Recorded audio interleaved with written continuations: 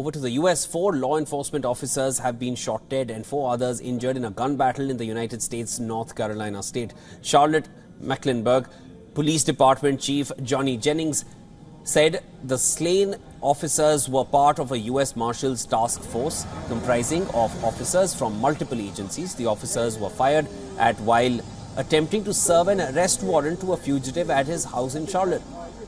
The fugitive opened fire on officers and was himself fatally shot during the gunfight. After a tense standoff, a SWAT team cleared the house and took 2 people into custody. Police chief said at least one of them had opened fire on the officers.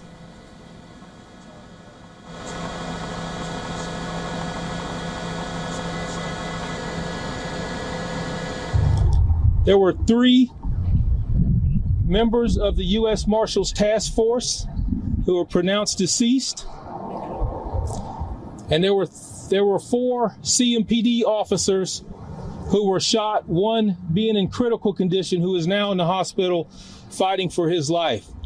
A total of 8 law enforcement officers were shot by the suspects in this house.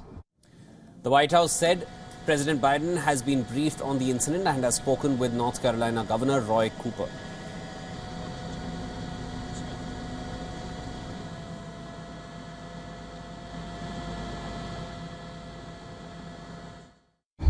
You know, 3 people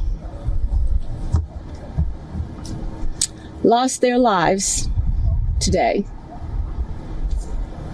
And the most that I can ask of our community is that we honor and respect them for all the work that they've done, all the work that we will do to make it possible for our city to be safer. In the last 2 months, 5 shooting incidents have taken place in the United States, which include killing of 8 people in Chicago in January, while 4 were killed in 4 separate shootings in southeast Los Angeles on the 12th of February. 2 days later, a man opened fire during Super Bowl parade in Kansas City, killing 1 person and injuring 22 others. And in another incident on the 18th of February this year, 2 officers and 1 firefighter paramedic were killed in Burnsville. 4 days after this, 2 officers were injured in a firing in Philadelphia.